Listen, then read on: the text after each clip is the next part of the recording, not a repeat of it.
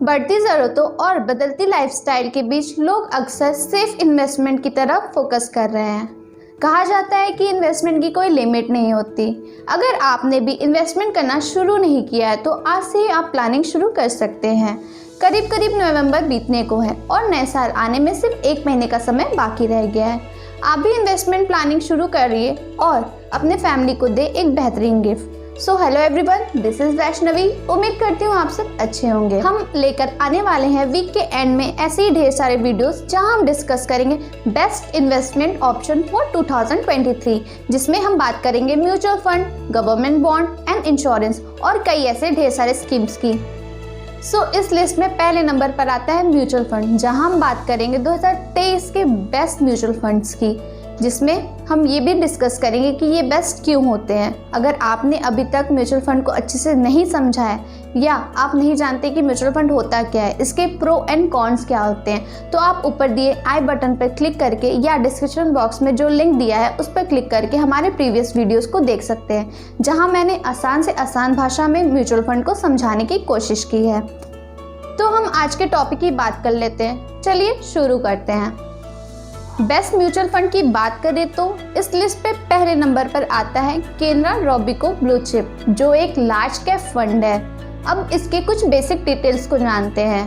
Canara Robeco blue chip जो एक regular plan है, वो अगस्त 2010 को लॉन्च हुआ है, यानी इस फंड ने मार्केट में 12 साल से ज़्यादा का समय बिताया है, जिसका मतलब है कि इस फंड ने मार्केट के सारे अप्स एंड डाउन्स देख रखे हैं। अब चलिए इसके रिटर्न्स को देखते हैं। केनरा रोबेको ब्लू चिप ने पिछले 3 साल में 18.66% का रिटर्न दिया है, 5 साल में 15.09% और 7 साल में 14.86 का CAGR रिटर्न दिया है। अब इस फंड के प्रोज की बात करें तो सबसे बड़ा प्रोज है इसके फंड मैनेजमेंट टीम, जिसको लीड करते हैं श्रीधर, जो म्यूचुअल फंड इंडस्ट्री के एक जाने माने पर्सनैलिटी हैं। और सेकेंड प्रोज की बात करें तो इसका सेकेंड प्रोज है रिटर्न कंसिस्टेंसी।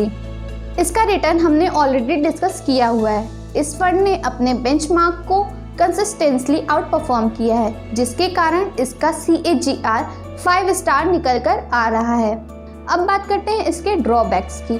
तो इसका सबसे बड़ा ड्रॉबैक्स इसके इक्विटी फंड्स हैं, जो एक ही फंड मैनेजर द्वारा मैनेज किए जाते हैं, जिसकी वजह से हमें सारे फंड्स में एक जैसे पोर्टफोलियो देखने को मिलते हैं। अब बढ़ते हैं अपने अगले फंड पे, जिसका नाम है Mirae Asset Emerging Blue Chip fund.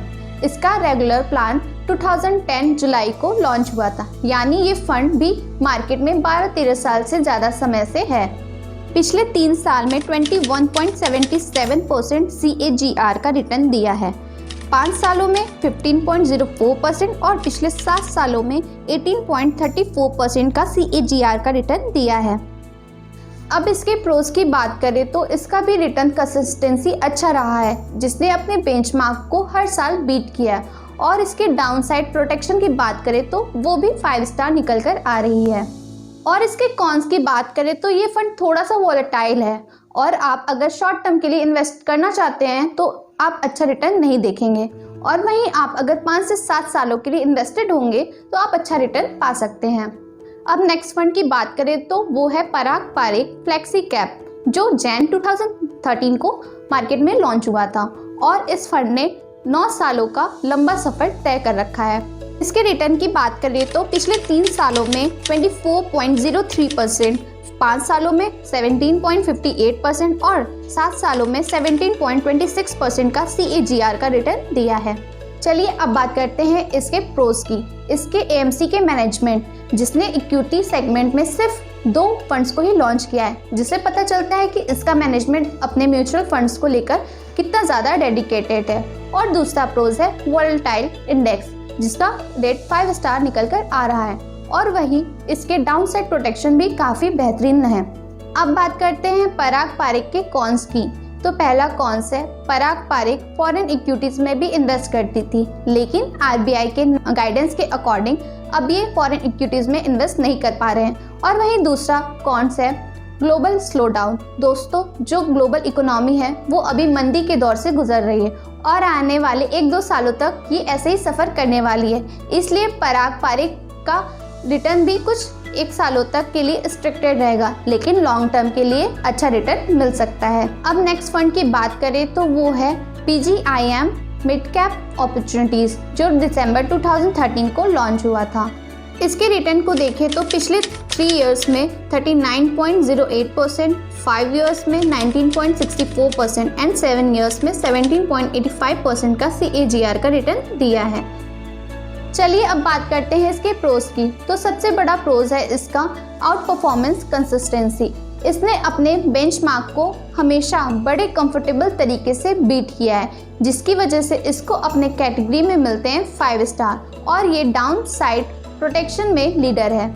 अब इसके कॉन्स को जान लेते हैं। जैसा कि ये फंड मिड कैप फंड है तो शॉर्ट टर्म में इसमें थोड़ी वोलेटिलिटी देखने को मिल सकती है।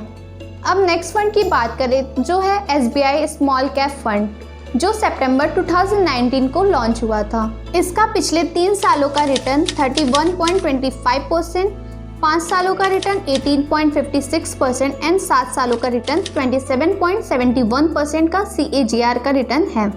अब इसके प्रोज की बात करें तो इसका सबसे बड़ा प्रोज है इसकी फंड मैनेजमेंट टीम, जो बेहतरीन है, और नेक्स्ट प्रोज है इसकी रिटर्न कंसिस्टेंसी, जिसकी वजह से इसके डाउनसाइड प्रोटेक्शन में 5 स्टार और वोलेटिलिटी इंडेक्स में भी 5 स्टार मिलते हैं। अब इसके कॉन्स की बात करें तो वो है इसका बढ़ता हुआ AUM साइज, जो 14,500 करोड़ है, और दूसरा कॉन्स है इसका रिस्क फैक्टर, जो वेरी हाई रिस्क कैटेगरी में है। इस फंड में भी लंबे समय के लिए बने रहना ही अच्छा ऑप्शन है।